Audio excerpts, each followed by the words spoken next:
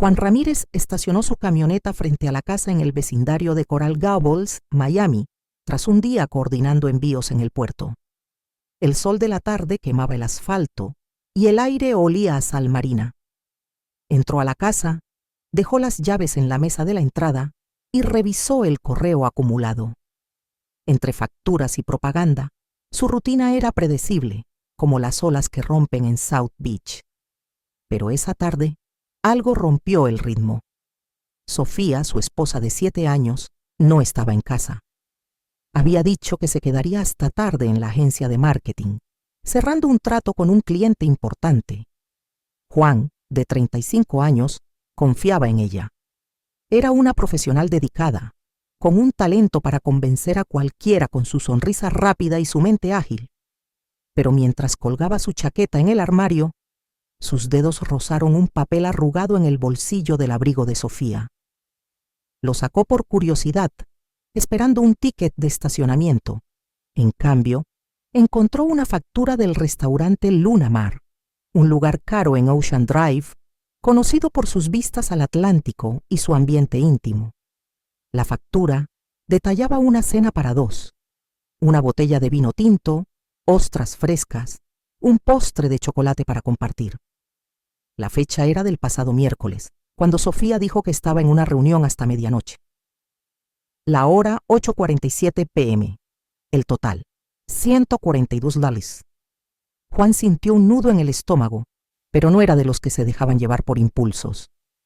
En su trabajo, un error en la logística podía costar miles.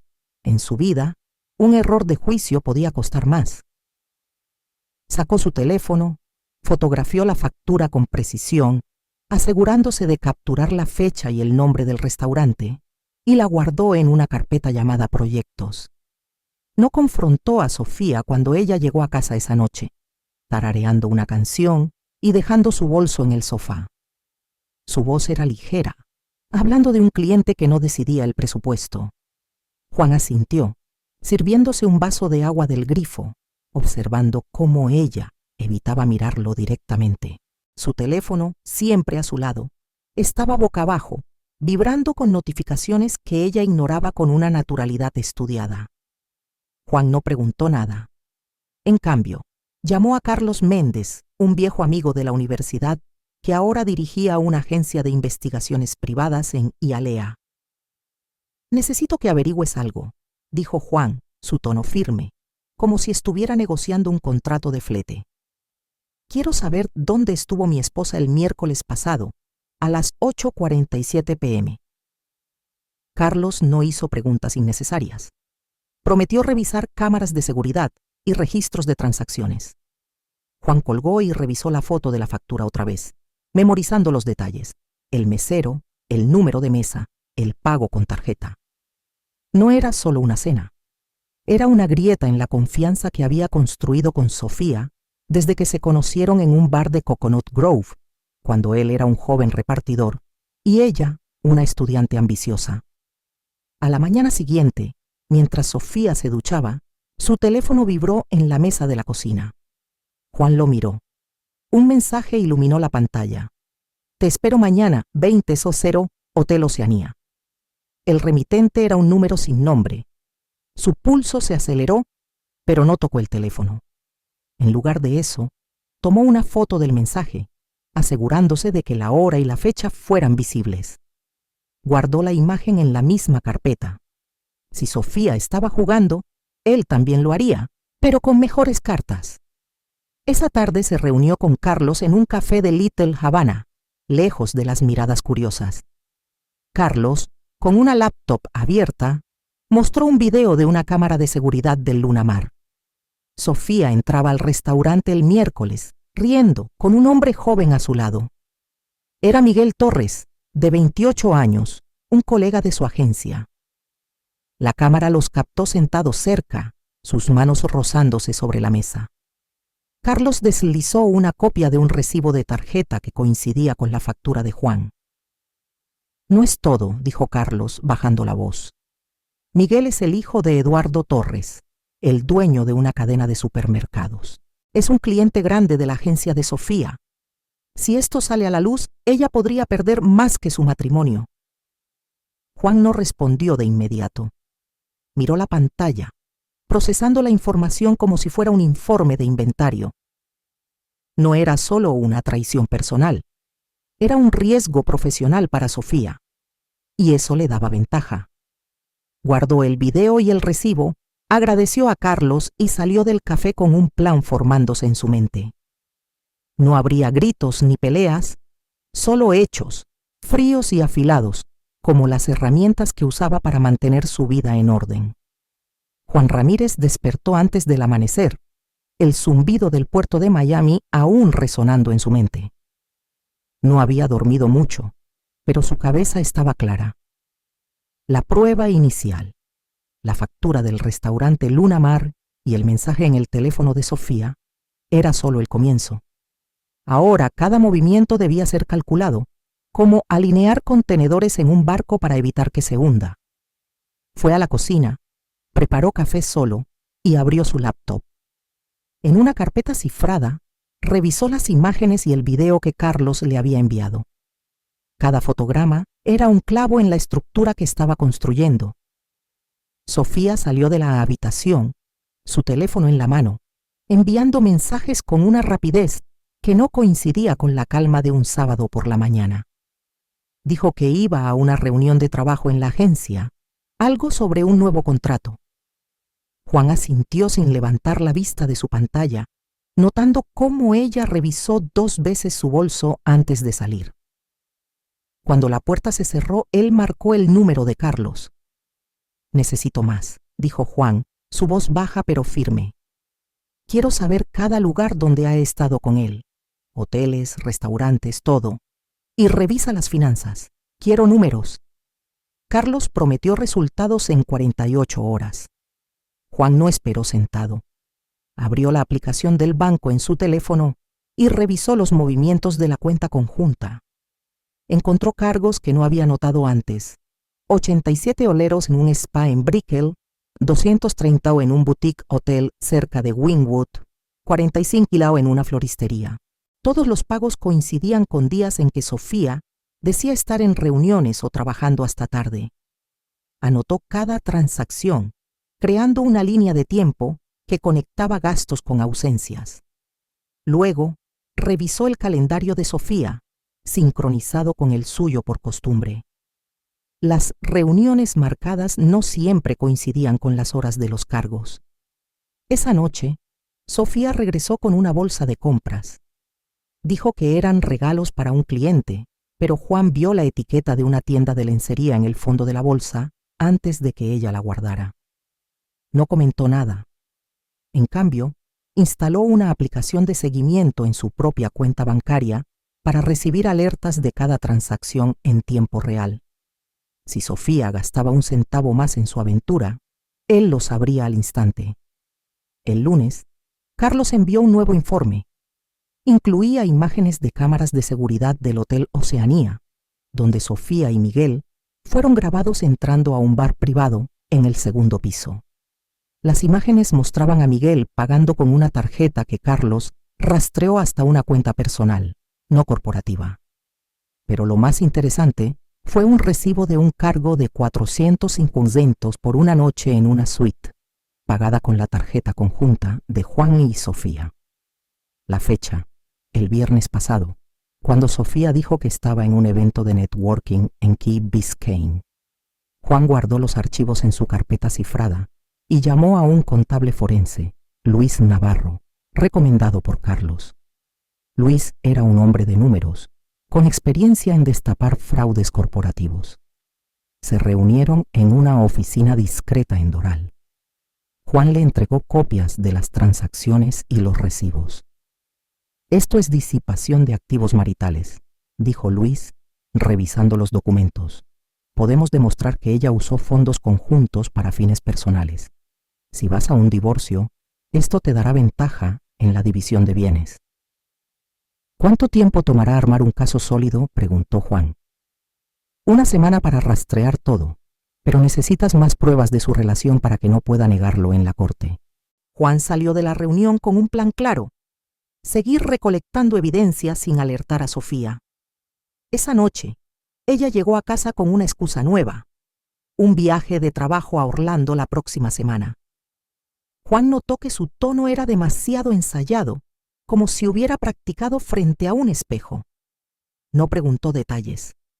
En cambio, revisó su correo electrónico y encontró una confirmación de reserva en el Hotel Oceanía para el mismo día que ella estaría en Orlando. La reserva estaba a nombre de Miguel Torres.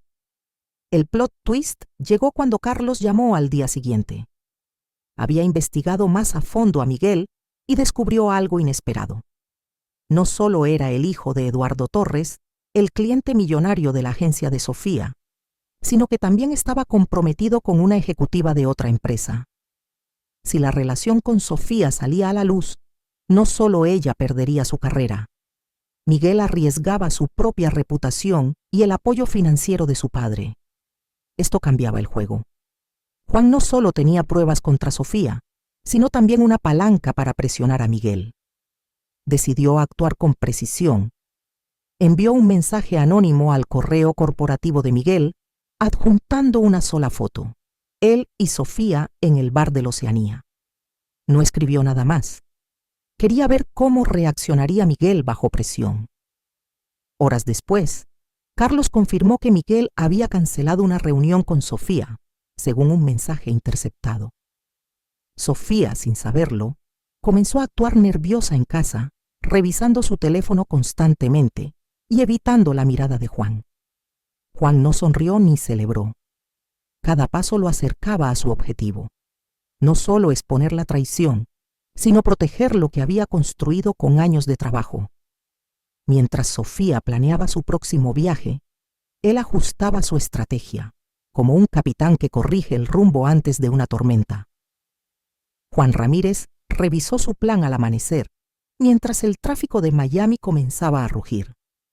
La carpeta cifrada en su laptop ahora era un arsenal: fotos, videos, recibos, registros bancarios.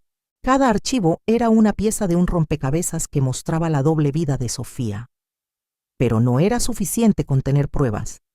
Necesitaba usarlas con precisión quirúrgica. Decidió que el momento de actuar había llegado. No quería una pelea emocional, sino una jugada que obligara a Sofía a enfrentar las consecuencias sin escapatoria. Planeó la confrontación en Luna Mar, el restaurante donde todo comenzó. Reservó una mesa para 2, asegurándose de que fuera la misma del recibo original, mesa 12, junto a la ventana con vista al Atlántico. Envió un mensaje a Sofía, invitándola a una cena para reconectar. Ella respondió rápido, con un entusiasmo que sonaba forzado: ¡Qué lindo! Claro, estaré ahí a las 7. Juan sabía que ella interpretaría la invitación como un gesto romántico, pero él tenía otros planes. Guardó una copia impresa de las pruebas en una carpeta negra y la dejó en su maletín. Antes de la cena, se reunió con Luis Navarro, el contable forense, en un estacionamiento vacío en Doral. Luis le entregó un informe detallado: $8,200 de fondos conjuntos gastados en hoteles, cenas y regalos en los últimos 3 meses. Cada transacción estaba vinculada a fechas específicas, algunas coincidiendo con supuestos eventos de trabajo de Sofía. Luis también había rastreado un pago de $1,500 a una joyería en Coral Gables, un cargo que Sofía nunca mencionó. Esto es más que suficiente para probar disipación de activos en la corte, dijo Luis, entregándole el informe encuadernado. Si presentas esto, cualquier juez verá que ella abusó de los recursos maritales. Juan asintió, guardó el informe y verificó que su teléfono tuviera copias digitales de todo. Luego, llamó a Carlos para confirmar un último detalle. Miguel Torres había cancelado 2 reservas más con Sofía tras recibir el mensaje anónimo. La presión estaba funcionando. Miguel, temeroso de que su padre descubriera su aventura, comenzaba a retroceder. Pero Juan no quería solo alejar a Miguel. Quería que Sofía enfrentara la verdad en sus propios términos. Esa noche, llegó al Luna Mar a las 6:45 p.m. y se sentó en la mesa reservada. Pidió un agua mineral y esperó, revisando su teléfono para asegurarse de que todo estaba en orden. Sofía entró a las 7:03, puntual como siempre cuando quería impresionar. Llevaba un bolso nuevo, uno que Juan no reconoció, probablemente otro gasto injustificado. Se acercó a la mesa con una sonrisa, pero sus ojos mostraban una cautela que no estaba ahí semanas antes. «¡Qué sorpresa, Juan!», dijo sentándose. «No esperaba esto. ¿Todo bien?». «Todo claro», respondió él manteniendo un tono neutro. Quería hablar de algo importante.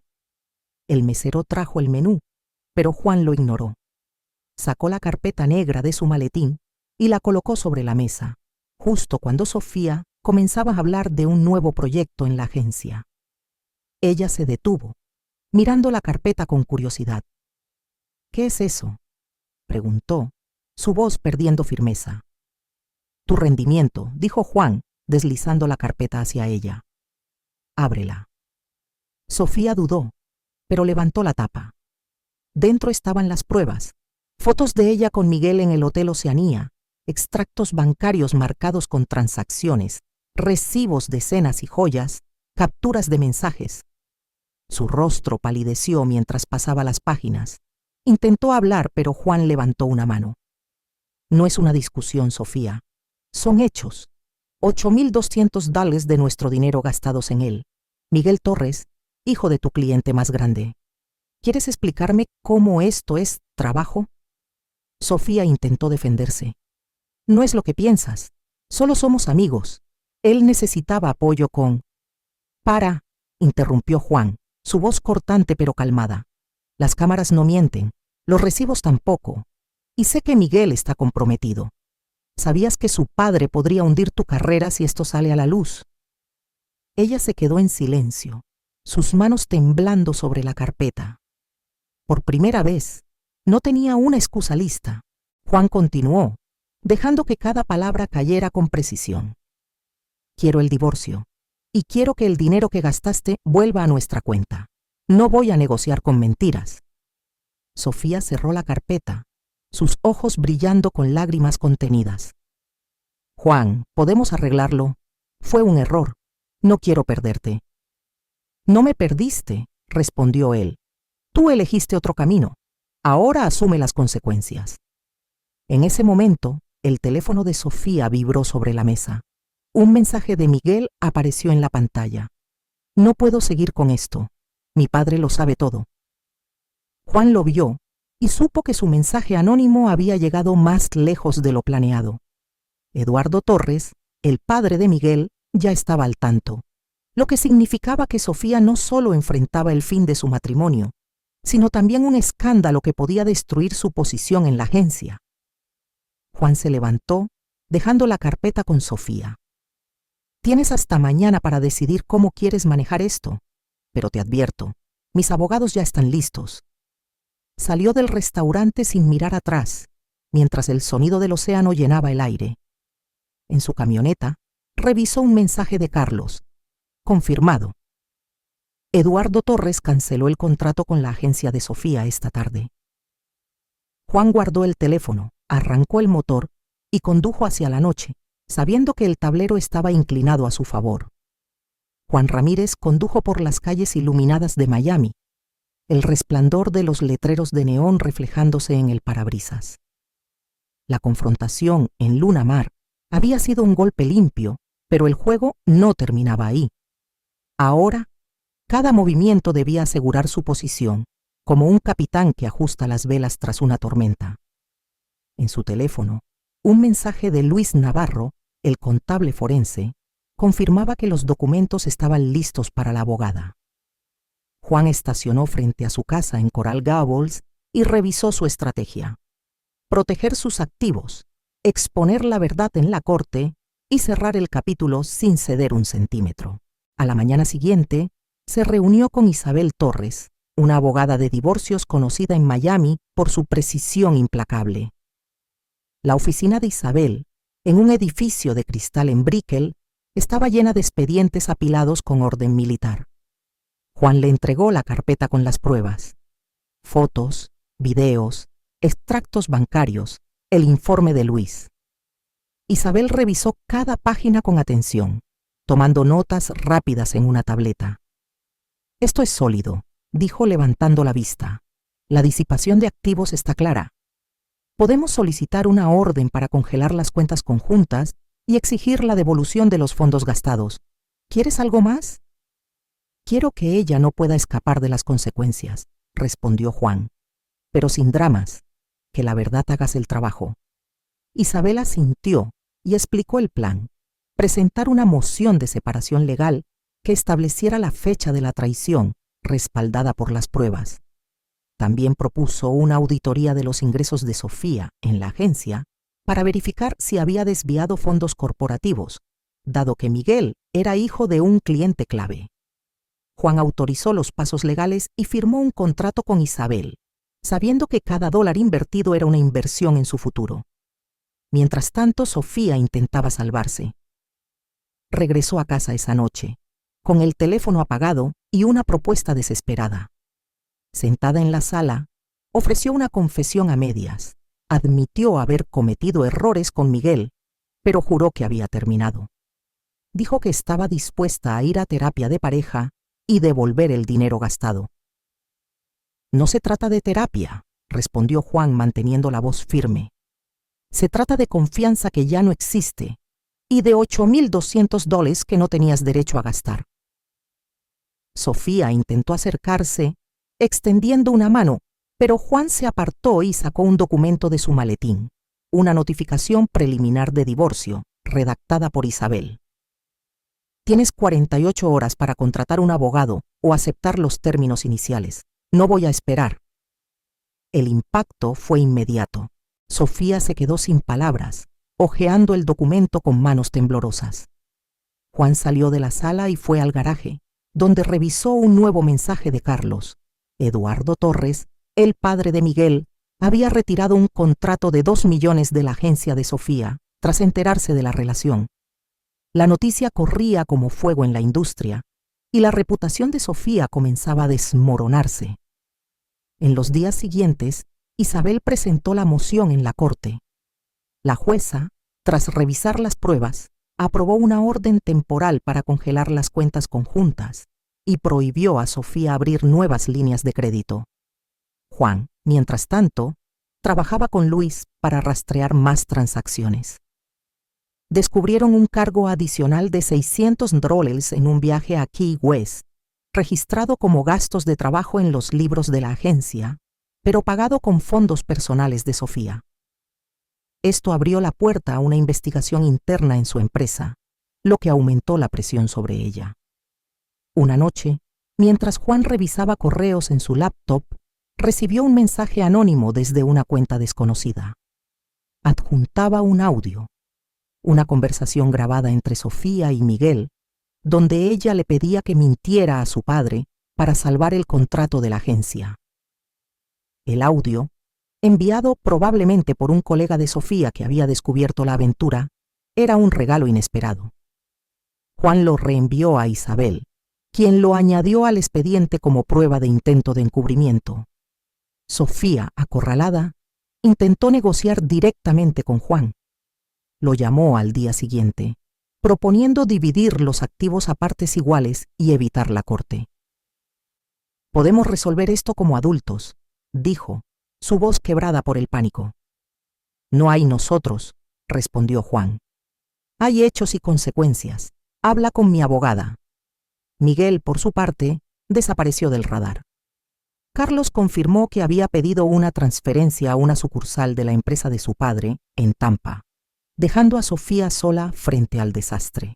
La agencia comenzó a investigarla por posible malversación, y los rumores llegaron a los oídos de otros clientes. En una semana, perdió 2 contratos más, y su jefe le dio un ultimátum: aclarar las acusaciones o enfrentar el despido. Juan, mientras tanto, mantuvo su rutina.